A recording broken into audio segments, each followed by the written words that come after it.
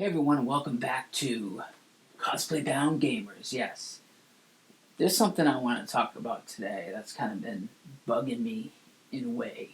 Yes, um, and that's the review scene, right? Specifically, the tech review scene, right? Um, but there's only one issue really that I'm finding with the tech review scene, and that's durability tests. Yes. You heard me correct. Durability tests, right? Yeah, I guess it's good to know if a device is durable, right? Don't we all? But the issue with that is when reviewers purposely try to break a piece of tech, no matter what device it is, and then when it breaks, try to pass off the device as shit, right?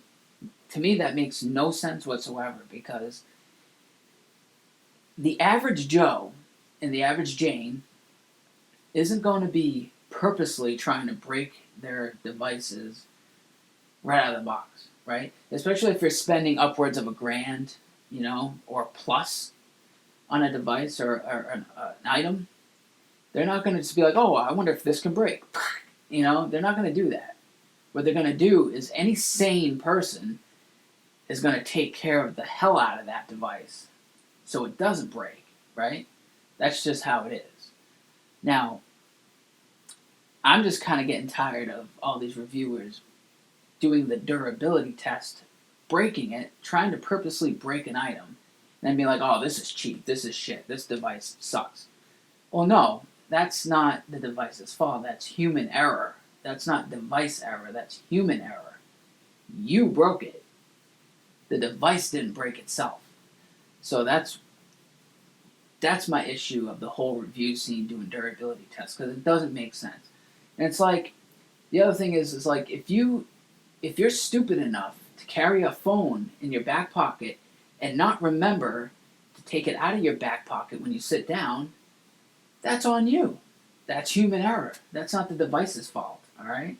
Or say you drop something. Again, that's on you. Just because it breaks when it hits the floor doesn't mean that the device was shit. That means that you dropped it, you broke it. Let me ask you something then. Was the device working good before it broke, before it dropped, before you sat on it? If the answer is yes, then what's the problem? You know what I mean? What's the problem? So I mean, I just don't understand. You know, I know a lot of reviews do this. I've seen a lot of this with the new iPhone 15 about the glass breaking if you press on it. Well, yeah, it's gonna break if you purposely put force on it. I mean, duh. What the fuck? It's like the average, like I said, the average Joe and the average Jane aren't gonna be like, oh, hey, let's see if it can break, and then snap it and be like, oh, okay, well, I'm returning it because of my fault, because of my error. No, it does not mean the device itself is crap. It really doesn't. You know, yeah, we all want devices to be durable, but when you purposely do something, or if you're clumsy, or if you're just dumb, and you break something, that's on you. That's not on the device. Now, it's a totally different story, say, if your device is overheating, right? Whether it's a phone, a laptop, or a PC, right? It doesn't matter. If your phone or whatever is overheating and it's starting to melt components or plastics, then yeah, that's the device's fault. That's the device's malfunction. So can you see where I'm going here? Where it's like there's two sides of it. Like you got human error and then you got actual device error.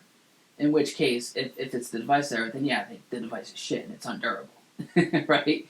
So, but if you're sitting there with these YouTubers, right? These YouTube review tech YouTubers all over the place. They're like, oh, let's try to break it, and then it breaks, and then they wonder why it's broken. It's like, oh yeah, well now the device is shit because I broke it. Well, the average person isn't going to go around throwing it against friggin' concrete blocks and stuff. So what are you trying to prove? Again, if it breaks, it's on you. You know what I mean? It's like it's not the device's fault. It's your fault because you're the one that fucking broke it, right? So I just don't get it. It doesn't make sense. Like, yeah, if you break it, if it falls and it breaks, yeah, then you're the one that dropped it. You know what I mean? You're the one that dropped it. So, you know, if you take care of it and it doesn't drop, the device is going to run just fine the way it should, right? If you don't go running it over with your car tires, it's going to work great. You know, if the device is overheating and melting or not doing what it's supposed to do, then yeah, the device is crap. But again, that's the device error. That's not the human error, right?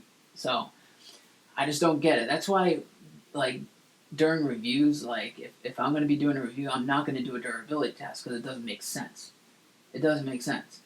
I'm here to review the product and its functionality, not purposely trying to break something for a video to tell you whether or not it's durable or not. That's for you to find out on your own.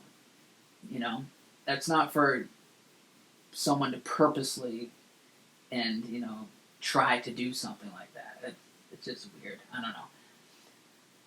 don't know. Maybe I'm just overthinking it, but for real, like I see this all the time in YouTube videos. It's like, they pass off a device being shit because of it breaking under their own hand. It's like, okay, all right. Like people say apples are shit, but you know what?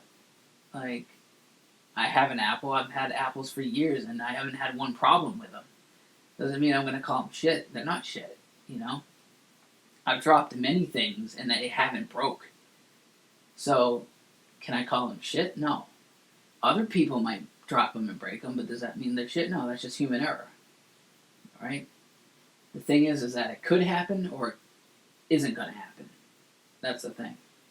It's for you to find out, not for some fucking guy on YouTube purposely trying to break something and then pass it off as a shit product or a cheap product. Now we all know things from Wish and Temu and all that stuff. Now that's cheap shit, all right? We all know that. There's no denying that. I'm not disputing that. Okay, that shit will break even on if you put your finger on it, that shit will break, right? So let's not. There is a difference, right?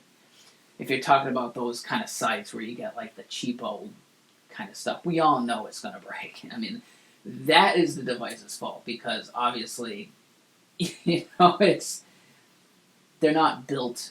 The construction's not built right, or not built good.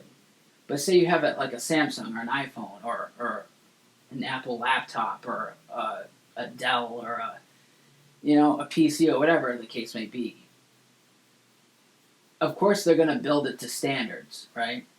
So that's the difference between the two. Is like there's standards, and then there's just building something just for the cheapness of it, right?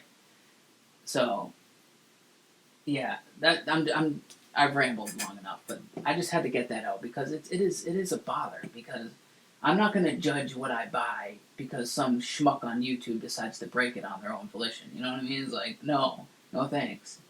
I'm going to buy it because of its functionality and if it works, right? If it works, perfect. I'm sold, right? But yeah, I'm not going to base my judgment on some schmuck on fucking YouTube breaking shit on purpose. That doesn't do anything for me, and that doesn't tell me whether or not I should buy it or not. You know what I'm saying? So anyway, this is Cosplay Bound Gamers.